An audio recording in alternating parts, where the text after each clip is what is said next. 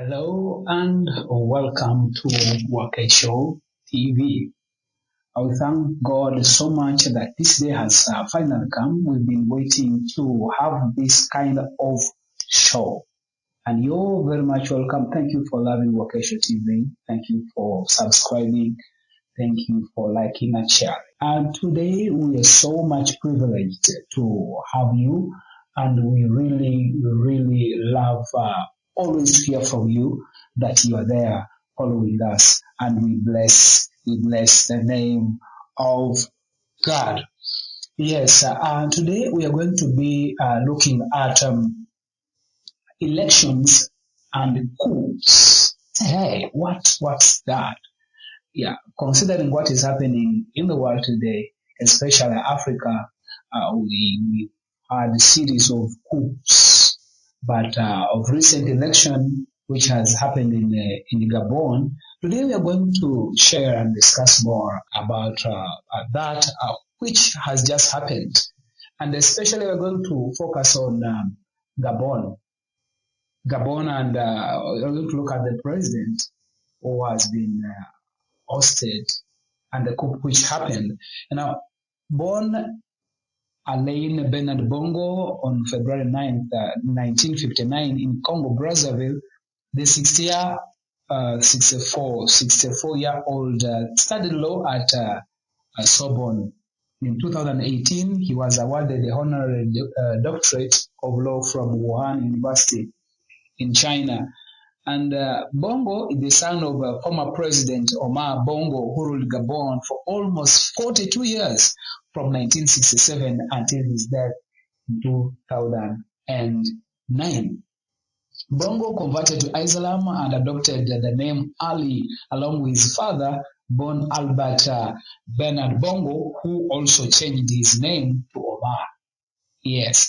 Under the administration of his late father, Bong served as the country's Minister of Foreign Affairs from 1989 to 91, and he was a representative of Bongoville as a deputy in the National Assembly and the Minister of Defense from 1999 to 2009. This Ali Bongo was sworn in as president of Gabon 2009 and was re-elected in 2016 in elections said to have been marred by numerous irregularities, arrests, and human rights violations. And on August 30th, 2023, Bongo's bid for consecutive third term was unsuccessful after the nation's army officers and CTRI took over power, thereby bringing an end to his 14-year rule. That is Bongo, the former president, you can say the former president of Gabon. When we see this happening to Africa, it touches our heart because we have in Africa at heart. We are Africans. This is our heritage. This is what God intended for us. And to have a better understanding of these events, tonight we are having a visitor, and it's none other than Mr. Malcolm Isaac Bolamo. He holds a degree in theology and biblical studies from Montana University in the United States of America. He also master's degree also in public administration from Victoria University. He also has a diploma in project planning and management. He's married, has been married for 19 years and has 4 children. He has worked with the Office of the President, that is State House, and also has worked with NRM Secretariat. Yes, and now he's working with KCCA in the governance department. Join me as we welcome Mr. Malcolm to the show. You're very much welcome. Thank you so much. It's an honor. It's a privilege. And I'm happy to be here. Thank you so much. In the wave of what is going on in the world, and depending on your different capabilities, professionalism, experience, I feel you are the right person to discuss with whom we are going to discuss all these events. Because now when you see what is happening in the world today, in Africa today, people are having very many questions. What next? What next? People are fearful. People are afraid of what is going to happen tomorrow. But I have got to know that KCCA, where you're working right now, is both political and technical. How do you bring these departments together? What is your role in there? Thank you so much, Mr. Moderator. I'm glad to be at Wakesho TV. You're welcome. My host has introduced me, and to begin with, he has asked me the question of where I work and how we handle governance at an institution which is as technical as it is political. Yeah. By so saying, we mean that an institution which has lawyers, engineers, accountants in their hundreds or even thousands, those are technical people because they do a lot of work: roads, infrastructure, drainages, water, health, and the like. But on the other hand, you have councillors, division councillors. These are elected people. Technical, appointed, councillors, elected. They have a mandate from the people. Now, they are also in their hundreds, if not thousands, across the 5 divisions of the city. Now, to bring these two groups together to harmonize and deliver services without much tension. Okay, you cannot eliminate it completely, but you can minimize it to the really uttermost. You need mechanisms and you need systems that can help to keep each and everyone taken care of, really. The politician feels, since he has the mandate of the people, he has to be part and parcel of each and every happening. Yes. The technical person also feels that since he has been appointed to carry out a certain task, he has to deliver on it.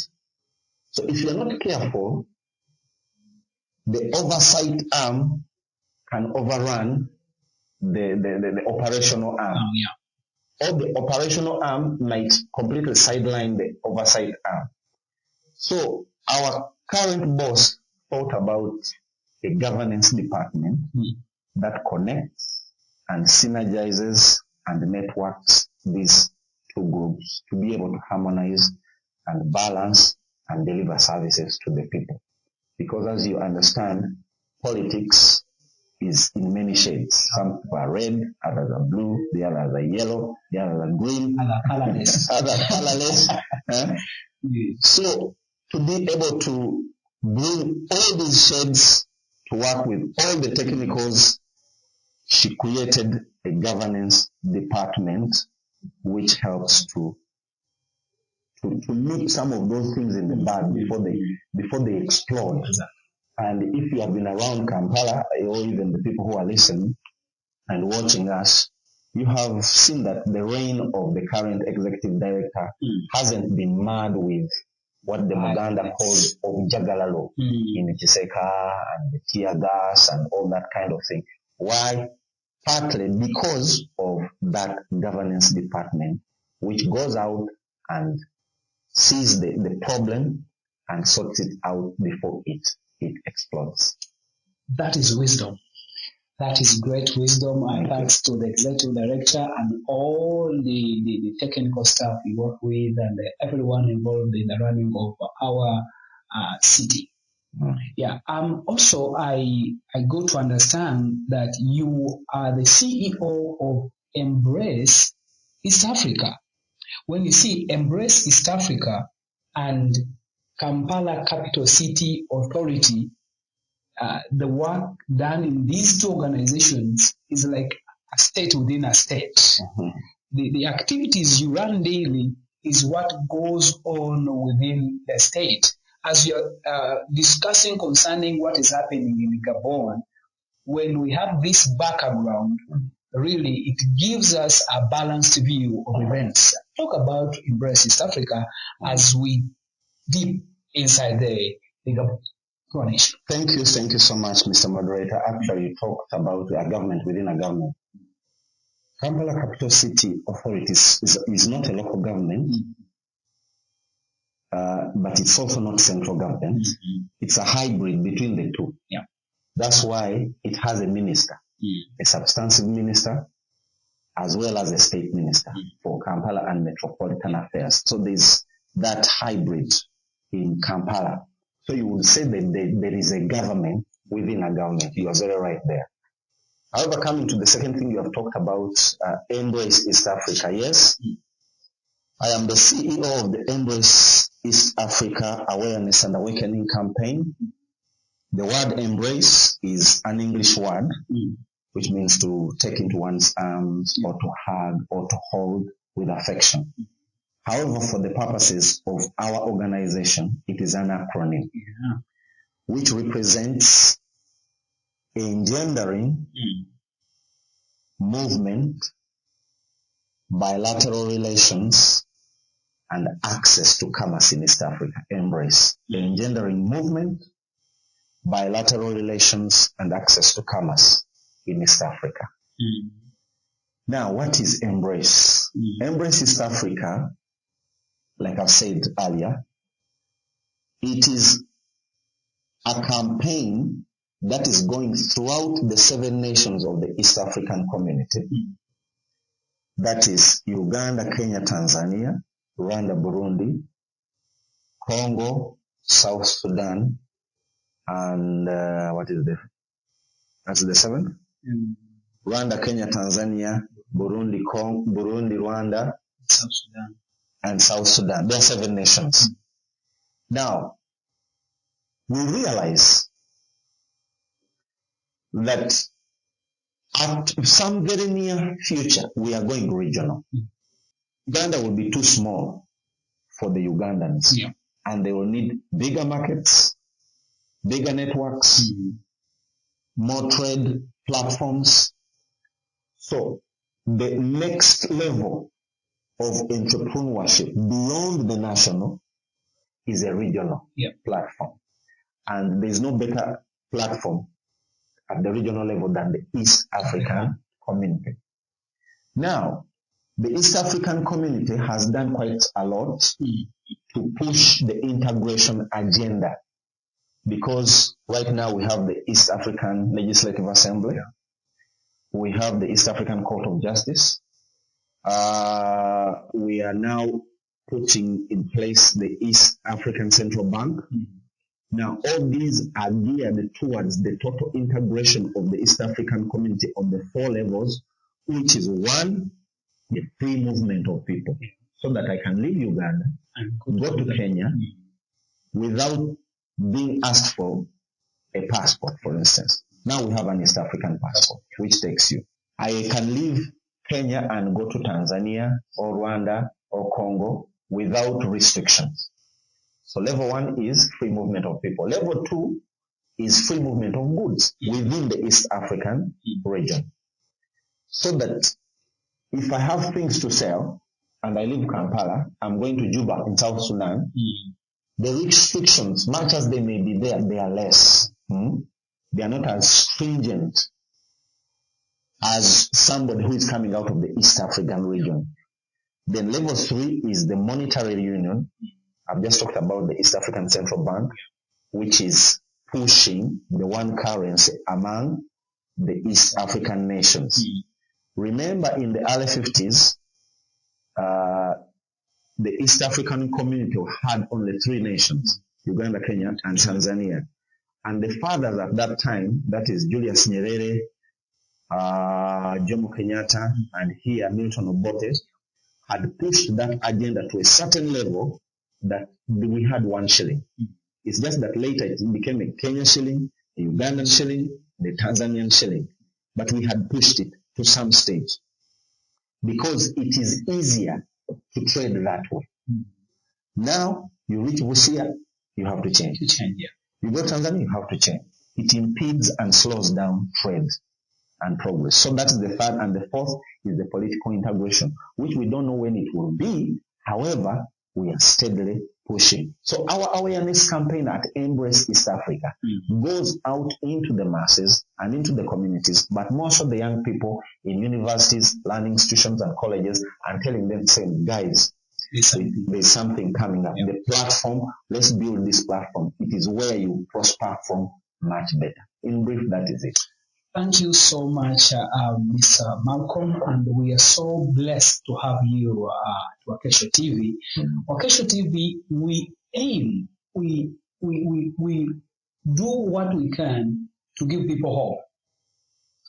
You've talked of political integration, of which you don't know when that can be. But now, this one brings us to the situation which is happening in Gabon. Gabon is famous for its oil and mineral reserves. And though the population is not all that big, but it is one of Africa's wealthiest nations. Sure. When you say embrace East Africa, I see embrace Africa. Okay. Embrace Africa. Now, it means there are some things which are happening in Africa. Not only they do not concern the people of Gabon. Exactly. They do not only concern the people of West Africa, but whatever happens within Africa concerns all people in Africa. Yes. Therefore, we are seeing our brothers are having issues.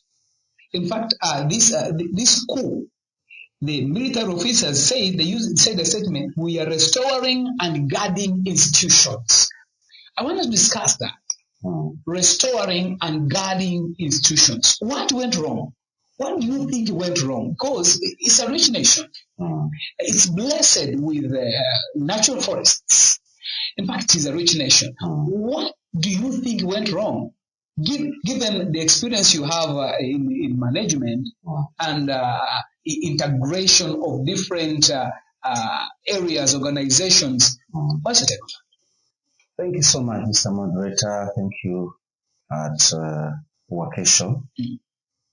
Now, some of these things, we need to dig a bit deep into the background, where they are coming from, and then be able to diagnose the disease. When you go to a doctor or a medic, you are suffering from something, they will ask you questions to get to know how old are you, have you been eating this kind of food, you know, get to know a little bit of history of where you're coming from to diagnose why you are feeling the way you are feeling, and then prescribe a drug which probably will bring you to the health that is desired. Now, Gabon. Gabon, you have rightly said, is one of the wealthiest countries in Africa because their GDP is about 7,500. Income per capita, rather. Income per capita is the money that somebody receives per year. So 7,500 US dollar per year per person. Uganda is at 2,000. So they are way higher than us. That's 3 times actually. Now, if we here at Uganda, we think we are okay. Somebody is 3 times what you are getting. So we are moving to that place. By the time we get there, they will be very far. So you have rightly said, and it is because of one, the oil and mineral resources, and of course the natural reserves, the forests. They have very good weather and environment, so they have natural forests there. And to be able to reach there, that 7,500 income per capita, they are also few. The country, the population is about 2.5 million people. Around 2.5 million people. You'll be, I don't want to use the bad words, but if you can't manage 2.5 million people, The Chinese are managing 1.5 billion people. For God's sake. In other words, if you are not faithful with a little, who will give you one? Look at what the Chinese are doing now. Yeah. With 1.5 billion people. Mr. Moderator, somebody asked me a question and said, I was working at that time with another project of farmers. And he asked me, how do you think China feeds 1.5 billion people per day? Because some of our countries here in Africa, 30, 40, 50 million people, even 60, many of them are going hungry. Given a lot of resources. Yes, given all the resources that we have. We are endowed with so much. However, coming back to Gabon, rich country, not a very big population, which is so it is manageable. Oil reserves, mineral resources, natural forests. You would think there is everything going on for them. Yeah. Then boom, a coup d'etat. So you wonder, what is happening? What is the problem? 2.5 million people. I work here at the Kampala Capital City Authority. The population of Kampala by day is 4.5 million people. 4.5. Then when it is night, people go back to Mpiji, Mukono, Luwero. It is about 1.5 million, 1.8 million people. So the whole of Gabon can fit in Kampala comfortably. We are talking about a situation which must be properly looked at and cleverly diagonized, because much as there could be some legitimate reasons, there's also a lot of, I would say, carelessness and indiscipline and mismanagement and all those kinds of things. Now, you've asked me what went wrong. Gabon is part of the Francophone nations of West Africa. Francophone meaning they speak French. They were colonized by the French, as opposed to the Anglophone, who were colonized by the British and speak English. So Gabon is part of that. And in West Africa, I think there's quite a number of countries there that speak French. If I'm not mistaken, Niger speak French, Cameroon speak French, Togo, Benin, Senegal. Actually, it stretches even up to North Africa. Algeria speak French, and Morocco, if I'm not mistaken, much as they speak Arab also. So they come from one family. If you look at the coups that have happened on the African continent, most of them have been from the Western Africa nations. And some few from the Central Africa. Some few from the Central Africa. Actually, I think most of the coups have either happened in Niger, Cote d'Ivoire, around there, Mali, Bissau, Sao Tome, Burkina Faso. Yes, around there. So if it was one family, you'd think, for us here, when we speak our local language, you'd say, Bayon Kakulitia. They breastfed on one breast. Yes. They have one mother. They have one mother. They are all Francophone. However, that said, you see, Africa is richly endowed with resources. And our biggest problem is leadership, I would think. In spite of all the resources that we have, we don't have disciplined, stable people who are steady and measured at the top. So, if you haven't streamlined your leadership, it does not matter what you have. Look at Dubai. City on the sun. People who had nothing 30 years ago, look at where they are. By the way, Dubai is also about 3 million people. About 3, maybe 5 million people. Not sure about that. I need to get the statistics. They are not so many. Most of the people there come from outside, but the real natives are few. But look at what they have done. Why? The leadership is good. So when we come back to Gabon, leadership, when it began with the late, what's his name, Bongo, what is Omar Bongo. Omar Bongo ruled for 14. A whopping 40 years, if I'm not mistaken. From around 1967 to 2009, when his son, now, Ali Bongo, took the reins of power from his father and has been ruling for the last 15 years. Now, one family has ruled that country for half a century plus.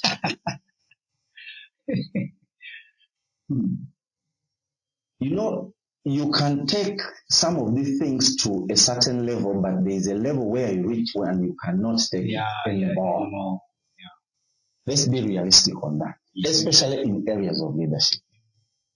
So, firstly was the management.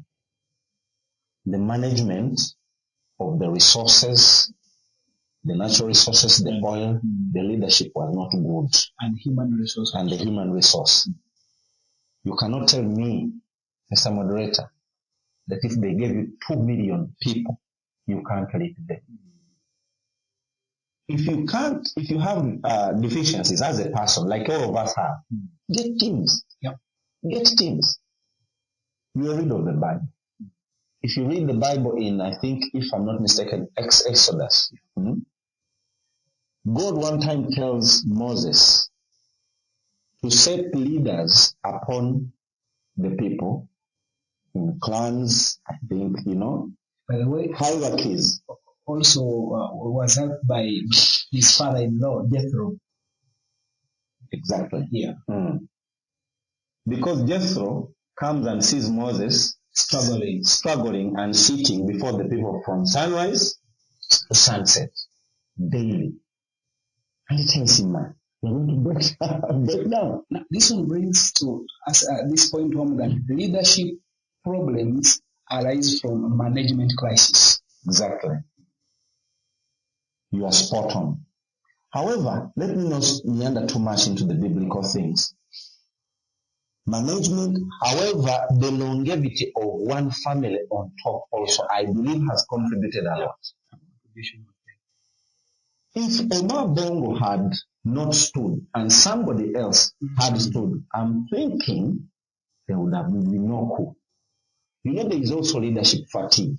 There is a fatigue that you can have because you are seeing the same strategy, the same person, where the stories of like 20 years, 30 years ago, in their case 50 years ago, no longer matter. Because you can say, okay, but I'm the one who helped to get independence from the French. My father did it, yes, he did it, but he also ruled for 40 years. What more do you want?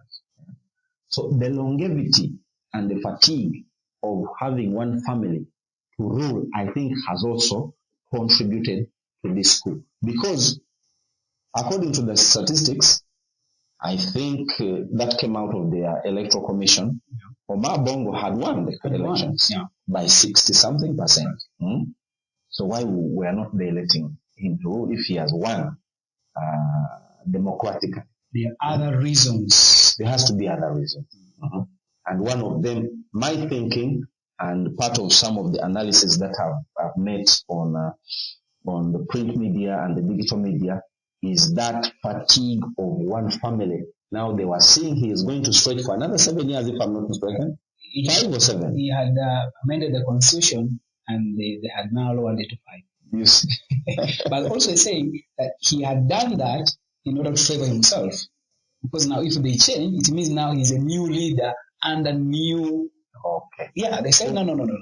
who can run for another 5-year term. Exactly. Yeah. But also, when they had got the independence, their first president is called Mba.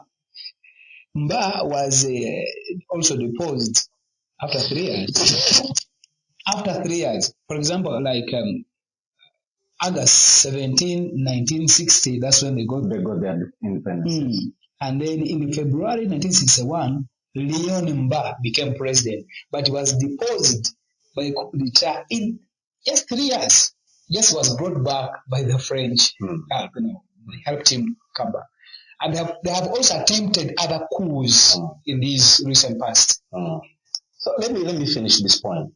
So there is the management problems, there is the fatigue of one family. However, there is also an exploitation angle that has put these people at crossroads with the former colonialists, and yet the government in power was in bed with those colonialists. Exactly. Continued to siphon out the minerals and the oil and all the resources, and it's like, hey, you see, we had talked earlier that Gabon is one of the wealthy nations in Africa at $7,500 US income per capita. However, they could be much higher if that exploitation. That is part of why we are seeing this coup in Gabon. Thank you so much for that wonderful comment, your explanation, your view concerning what is happening. And what concerns me most is what we are seeing in Gabon. It is not only in Gabon as how we started. It's not only in Gabon. And also, being that the French government is having a hand in Gabon and other countries where they had influence, these ruling presidents or families, they're enriched because that's part of the dissatisfaction of the people. See, it is only this one. We want to eat, all of us. Let's all eat. Then let's come to Africa as a whole. There is that slavery mentality. We were enslaved. But even today, we still cry. We still sing the same song. For many years, we have cried and we are still crying. What should we do? Now, when I see what is happening, the youth have been used immensely in these riots, in these violences. In fact, they have benefited those who want change. They ride on the backs of the youth. Now, I come to a thought that if these youth are given direction, are given hope, because you find the youth has no job, has no wife, has no sheep, has no cow, has no responsibility. He has nothing to lose. They just give him something small and then he jumps on to burn a market, to burn a vehicle, because no responsibility at all. What has happened to our youth? What should we do? Because people have lost hope. If someone loses hope, he can do anything. Sure. And then we have been also indoctrinated that Africans is nothing you can do. You still have to be under our arm. To an extent, a president says, "You, my ambassador, you not leave that country." What a statement! You won't leave when the natives are saying we don't want you anymore. There is something more to that. We have to get out of a certain box in thinking, in strategizing, in doing things the different way. If Africa is to be Africa, in fact, Africa was Africa before the West was how it is today. In fact, it is Africa which has made the West be like how it is today. Now, what should we do? Because our youth, we are supposed to give the youth hope for tomorrow. As we saw in Embrace Africa, we must bring the youth on board. Because 50, 60 years to come, some people who are 40, 50 today, they may not be there. So what do we do to the youth? What message do we have for the youth? Because they are being used, misused, and abused. Who knows what next? Exactly. Now, two things. Africa is a young continent. Young as in? The youth are the majority. Yeah. If you take a country like Uganda, the young people below 16, 17, 18 are up to 70, 80%. Yeah. And I think this cuts across many African nations that the population is young. And besides being young, it is growing at a very fast rate. Right now, Africa has about 1.5 billion people, the whole continent. But I think by 2050, if I'm getting my statistics right, by 2050, we could have grown well past 2 billion. Why? Because here is the population is growing really quite fast. Now, firstly, there is no option but to use young people because they are the ones who are available. Besides their availability, they are free. There's no jobs. There's no jobs, yet they have all this energy pent up on in the inside of them. Untapped power. Potential. Waiting to be released. If you go to nations like, I think, these newly developed countries like the Asian, what they call the Asian tigers, Singapore, Hong Kong, Taiwan, they have programs for young people to innovate, conceptualize, create things like phones and gadgets and all TVs, cameras, all those things, to keep them what? Busy. Unlike here in Africa. Maybe I would think maybe in nations like South Africa, but even in South Africa the crime rate is too high. Let's say maybe nations like Egypt. I don't know much about Egypt, but the three biggest economies on the African continent, Nigeria being number one, South Africa and Egypt.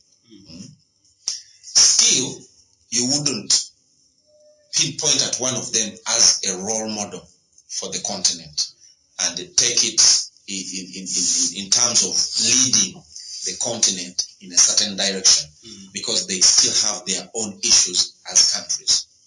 So the youth are many and they are idle. My thinking would be the young people have to be educated. Very good. You have mentioned a point which I was thinking about. Like, is our education having an issue? Is our education faulty somewhere? I think it is. You see, we are still on the old curriculums of the colonialists, where we are trained to become clerks. Yes. Job seekers. Job seekers. With all the potential we have. Do you believe that these former colonialists, if they are still benefiting from Africa, will they let it be? Because I think it's part of the problem. Yes. If Africa shut down like now, if they went on a lockdown, I think Europe will collapse. Of course. That's your fear. You find a currency like the American dollar. Our friends, the Americans, you can bear me witness. They don't have gold in their country to back up their dollar. They get the gold from Africa. From Africa. Same to Europe. In France, they have, what are they called? Gold bars. Piles and piles and tons of gold. But it's all from Africa. Africa, we are so privileged in terms of mineral resources and natural resources. That's why I'm calling Africa a superpower. Superpower. And that's it. In Europe, to grow a tree it can take you 100 years because of the snow. One tree like this. In Uganda here, it can take you 10-15 years. The tree is way up in the skies. Making a lot of money. Because we are endowed with weather, with environment, with natural resources. The rivers are teeming with fish, and all that, God-given. However, its management is completely off to such a level that our own leaders have been captured or enticed or corrupted by some Western countries and some Western governments to keep selling their own brothers with their resources so that they can remain poor. You see, with the example of Gabon, much as it is 7,500, the income per capita, but the gap between the rich and the poor is so wide. It is still so wide. The dynasty of the Bongos, those guys are multi-billionaires, literally. It's like the whole country is their shop. So, in reply to your question, the issue of continuation of the subjugation and colonization, right now it is on paper. It is not exactly with whips on the back. And in the cotton farms, it's on paper. You sign agreements and you sign memorandums and contracts that, even the expatriates that come here, they say we are going to build for you this dam, but all the workers have to come from our country, and all the computers have to come from our country. That is not independence. That's not free. Okay, it may be independence, but not freedom.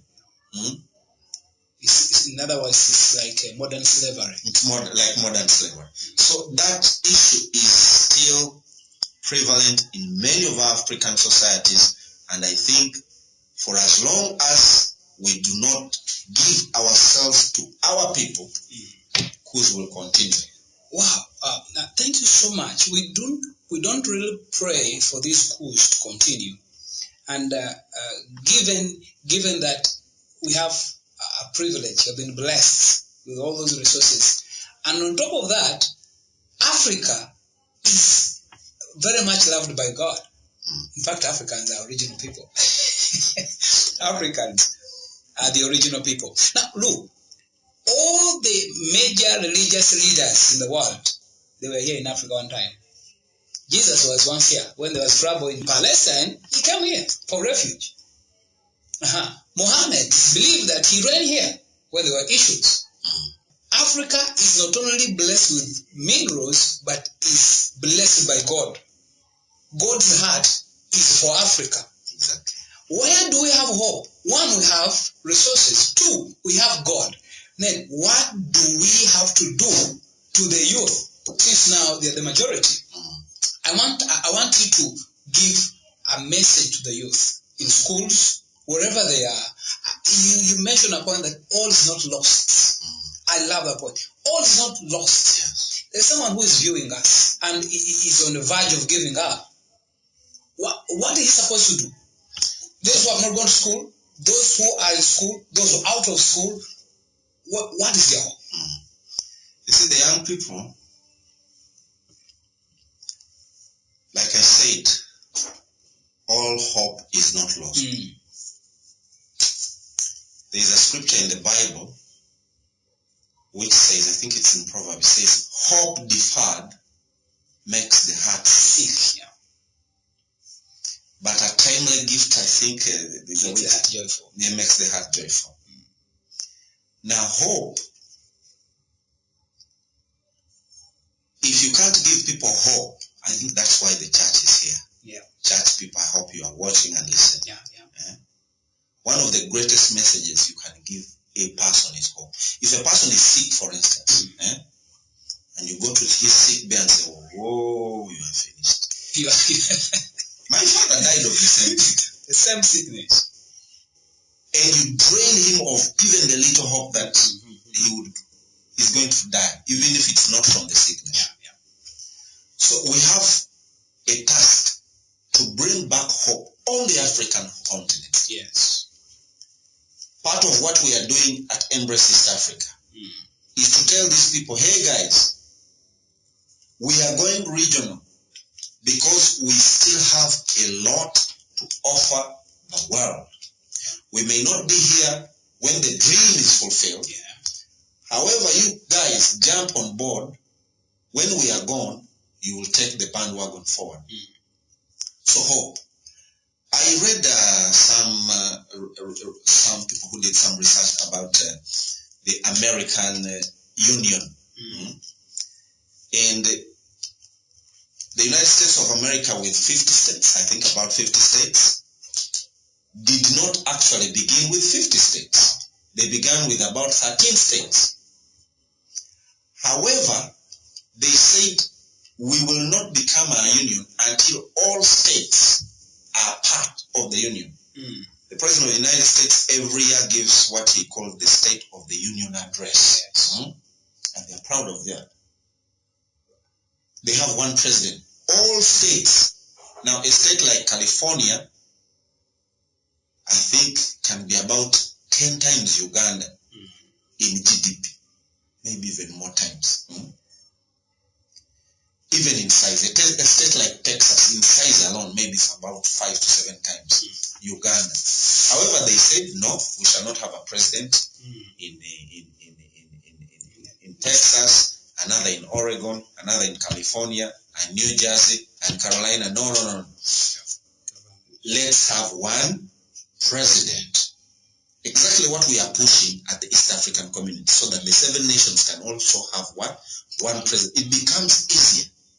Can you imagine all these states having each a president and is running for president? Yeah.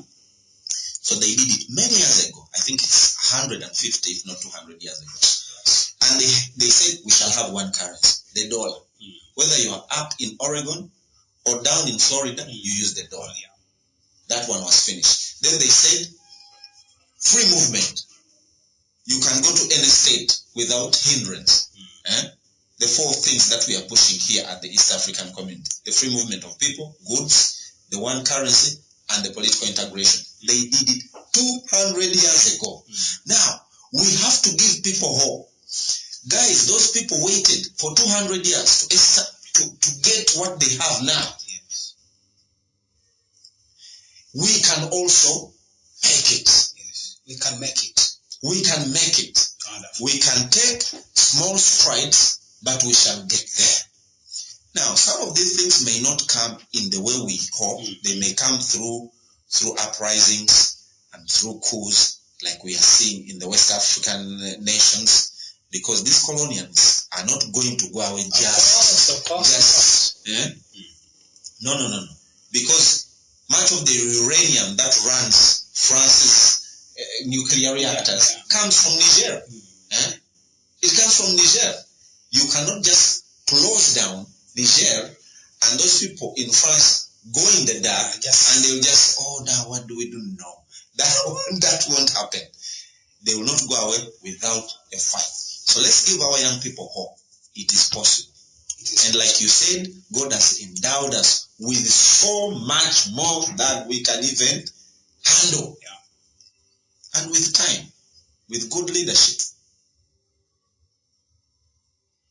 rising in our ranks, and the colonial mentalities and tendencies also going down slowly by slowly, we shall make it. Well, thank you so much, Mr. Malcolm. It's been a blessing really to have you at Wakesho. Wakesho, we aim at giving people hope. We aim at giving people hope, a sense of direction. And Wakesho has come to answer all these questions. How do we get to people with the message of hope? Yes. Because there's some people whom you can't reach. They don't go to church because they lost hope. And also some of the church leaders have issues. And people don't want to go there. Some people don't believe in institutions. They don't go there. But through Wakesho TV, they can get this message and believe that If it is to be, it is up to me. If there's going to be change, change begins with me.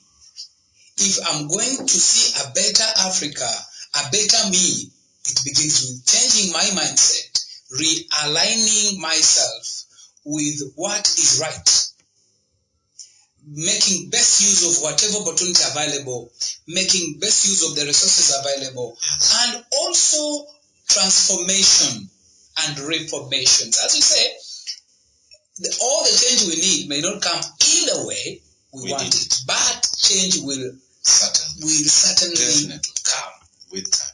Therefore, my dear viewer, you who has been there, who is following us, who is subscribing, who is sharing, please like Wakesho TV, share it, subscribe, and a lot more is coming. We pray that God helps us, that we don't shed blood, we don't lose the resources God has blessed us with. Let us believe in God and believe in ourselves that we can make it. No one will build Africa for you. You are the one who is going to build Africa. Your children are going to count on you. They will ask you, what did you do in your time? Yes. They will ask you, with all the knowledge and the wisdom and all what was available for you, what did you do? I am so much blessed to have you today. And